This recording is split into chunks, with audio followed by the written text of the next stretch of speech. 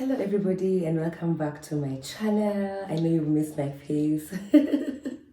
I took a week off from Vlogmas and I think I needed it after I've been consistent for the first I think what was 10 or 11 or 12 days.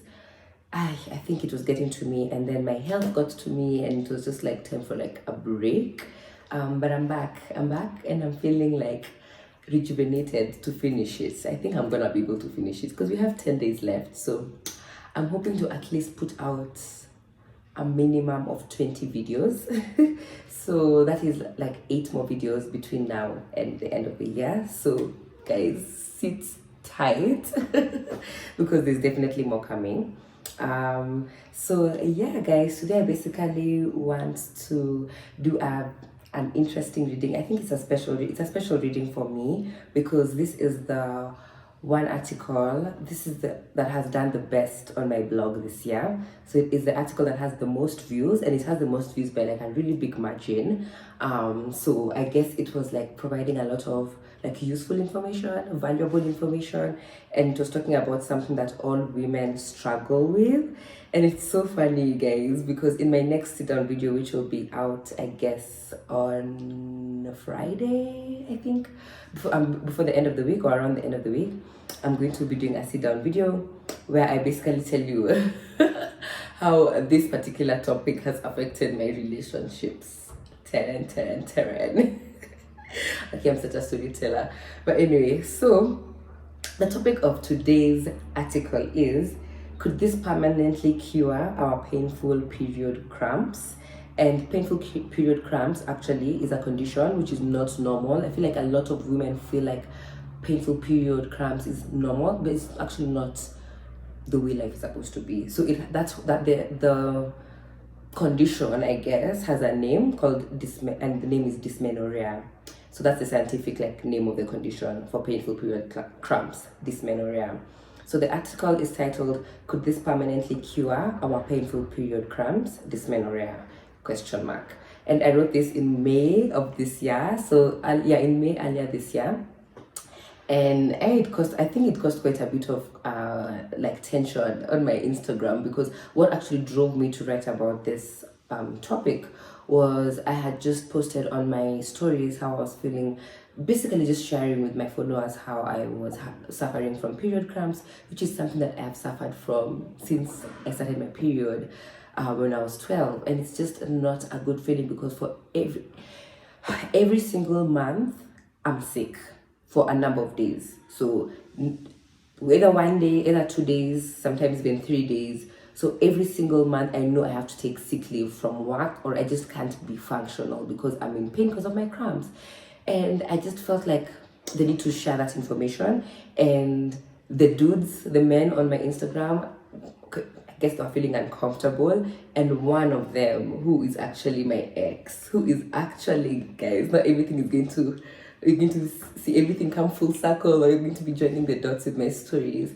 But this ex is actually the Australian ex called Liam, the one who I named Liam from the messy divorce story.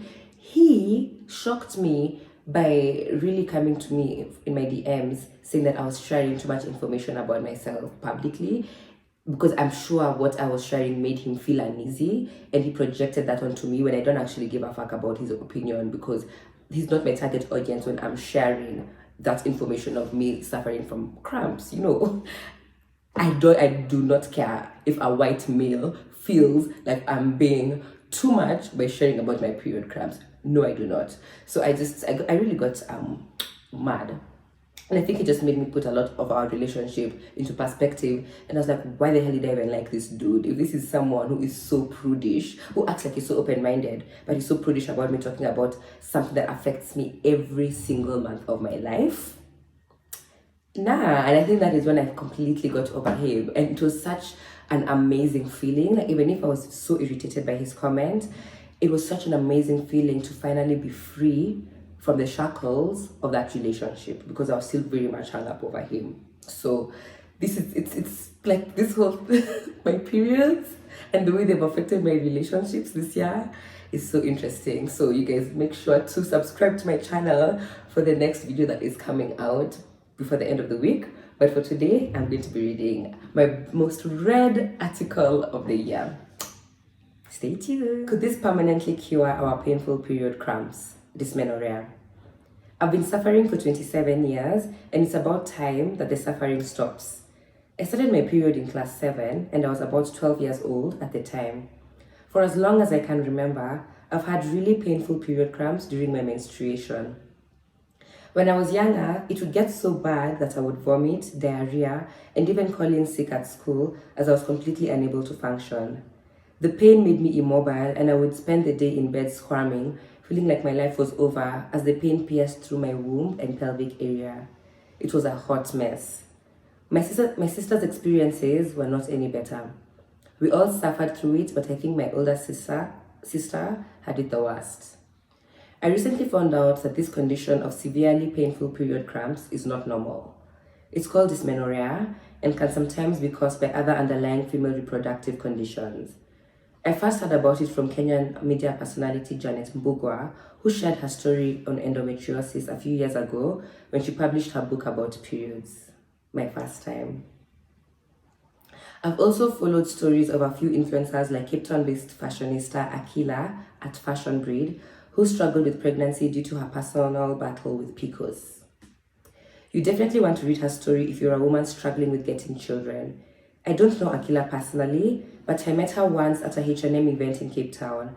I feel so invested in her life and was therefore overjoyed when she finally conceived and gave birth to a baby girl earlier this year. You go, girl. She also shared a video talking about how she treats her PCOS naturally, which is a must watch. I'm going to leave the link in the description box. At a very young age, my mom put us on strong painkillers.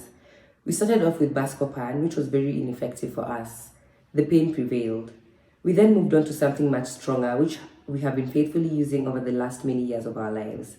We are currently dependent on Diclomol Plus, a very strong painkiller which sadly has slowly been eating away at our bodies. According to my sister, and soon to be Dr. Ima Ogalo, there is a certain compound in some of these strong painkillers that we take, which is detrimental to our bodies in the long run. These types of drugs are called NSAIDs, non-steroidal anti-inflammatory drugs, and comprise of a group of anti-inflammatory drugs used to relieve period pain, migraines, arthritis, and other causes of long-term pain. When used in excess over a long period of time, these drugs can cause stomach, kidney, and liver damage. They are absorbed in the stomach lining and do not go through the full digestion process. The compound is therefore broken down in the stomach and can cause corrosion of the stomach lining as it passes through the liver and kidney. It can also cause further damage. My sisters have already started having issues with their bodies that have been caused by these drugs. One of them started having stomach problems.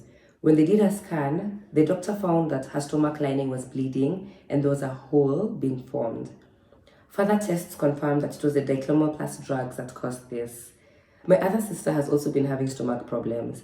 When she got checked at the hospital, they found that there were problems with her liver, which was most probably also caused by the same drugs. This has to stop. We can't continue killing our bodies. I went onto Instagram to chat to some of the ladies who follow me. We had a full-on discussion on my Instagram stories and DMs about periods and our various struggles. I put up a poll on my stories to find out how many of them take period painkillers every month and how many don't. For those who take them every month, I asked which specific drugs they were taking. The results shocked me. 80% of the women who took part in the poll said that they experienced period pain during their menstruation. 20% said they have never experienced period pain. In our parents' generation, most women actually never suffered through painful period cramps. Why is it that so many women of our generation are suffering from dysmenorrhea? What has changed in our diets and lifestyles that could be causing this? These are the questions we seriously need to ask ourselves. 49% of all the women who took part in the poll also say that they take painkillers every month during their periods to be able to function. Otherwise, the pain is too much, making them immobile and unable to work. These are probably women who may have dysmenorrhea or some other even more serious conditions like endometriosis, PCOS, or fibroids. 31% of all the women who took part in the poll said that they experience period pain, but they don't take painkillers every month. Sometimes they just suffer through the pain. This could either be women who experience mild cramps or who have realized the dangers of painkiller dependency and opted out. I then asked those women who take painkillers every month to share the names of the specific drugs they were taking. This is a list of all the drugs women in my circles are taking. Most of these drugs fall into the NSAIDs or harmful painkiller category that can lead to stomach bleeding, liver failure, and kidney damage. Every month that we take these drugs is an extra month that we are slowly killing our bodies. This is a list of all the drugs mentioned above that are part of the NSAIDs. Ibuprofen, naproxen, diclofenac, selexorib, mefenamic acid,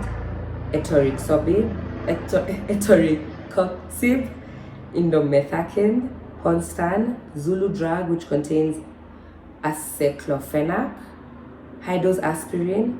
Low-dose aspirin is not normally considered to be an NSAID. For example, Maramoja is an example of high-dose aspirin. Please be very careful and check what the active ingredients in your painkillers are. Research about them extensively before committing your body to taking them every month. I was so alarmed when one lady shared with me that she actually goes for injections every month. Another lady shared that she initially would use birth control pills, which helped to regulate her periods, but the hormonal changes that came with using these pills was not worth it. A few other ladies said that they use muscle relaxers. However, some muscle relaxers also fall into the NSAIDs category. But all hope is not lost. After doing some research, I found some healthy alternatives that we could use to help us relieve the pain that we feel during our periods. First, eat more bananas. The potassium in the bananas helps in the healing of the womb during menstruation and acts as a natural painkiller. Another natural painkiller is having sex when on your period. I was really amazed when some of my IG girlies told me that engaging in period sex helps with soothing their cramps. On top of being a pain reliever, most girls also say that period sex is super enjoyable, reporting it to be one of their best sexual experiences. Have more sex when you're on your period. Soon to be, Dr. Ima Ogalo, now Dr. Ima Ogalo, also suggests that we rather switch to using Panadol Extra on the day of our really painful period cramps. One Panadol Extra taken every 4 hours will ensure the paracetamol remains in your body throughout the day, relieving you of the pain. My problem with Panadol is that it always puts me to sleep, which makes me really unproductive, even on days when I'm charged up and ready to work. I recently decided to try out a new product. I'll be testing it over the next 3 months or so with my sisters. My mom's friend, who also used to struggle with painful period cramps, found a solution from her grandmother, who made her a concoction of natural herbs that helped to totally alleviate her pain during her periods. She then went on to set up a company and natural reserve here in Kenya, from where these herbs are grown and used to make this healthy juice. The testimonies are amazing. A lot of women who have struggled their whole lives with dysmenorrhea now report that they experience no cramps and don't even need painkillers during their menstruation. If you also want to try it out and be rid of period painkillers, then check out their Instagram page. One bottle goes for 1,500 Kenya shillings. They also specify the dosage used on the bottle, which you should follow strictly. I only started today, but I'm really keen to see how it helps my body. I hope this is the answer to living a more sustainable life, free from period cramps. So the name of the company is called Harriet's Botanicals. I'm also going to leave a link to their Instagram page in the description box. If you have any more health alternatives for our period pain, please do share with us in the comment section below. So yeah, guys, that is the article. I'm now going to give you feedback on my experience using the product. So I feel like I was not that consistent with the product. I use it for 1 month very consistently. The second month I use it, but not that consistently. And then also between bottles, you also have to take a break. I think you need to take like a 1 or 2 week break. But then now after the second bottle, I've not gone to the third bottle, and it's been a few months. So I don't feel like my period pain has improved. And honestly, it's still an issue. I feel like come January, I'm going to try using these products again consistently for maybe like 6 months, and then I might be able to come back with better feedback. But like, for example, my last cramps were terrible. I was in so much pain. I was on Panadol Extra the whole time. it got so bad, like there was one day that I puked. You know when the pain is so much that you just puke it out to just try and like release that pressure of that pain. Like it was that bad, and I haven't puked in a while.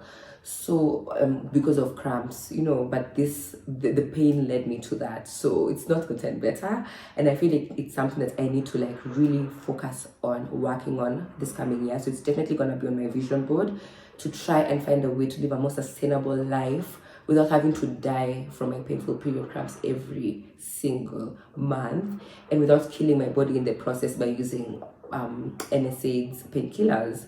So yeah, guys, that has been my journey with my cramps. It's still bad. It's still bad, but I think I'm finally going to commit. I'm going to commit to just sorting this thing out, because it's just not fun. It's just not fun. I think I'm also going to do like a really extensive medical checkup just to see if I have any underlying issues that could also be causing my really painful period cramps, either endometriosis, fibroids, anything which I should be dealing with, which I'm probably not dealing with, you know. And I think some of these things only come into play now once you're starting to have babies, or you know, once we get to that level of trying to like get children, you know. So now I think at this point I just want to focus on being healthy, because health is wealth. So it's definitely something I'm going to work on. But yeah, guys, feel free to leave me your stories and your comments in the comment section. What is your experience with period pain? Are you also like me who suffers every month, or is it something that you feel is your pain manageable? And if you've managed to cure your painful period cramps, your dysmenorrhea, please let me know how you managed to do it, if in a more natural, sustainable, healthy way. So yeah, guys, thank you so much for watching, and I guess I'll see you in tomorrow's video. Bye.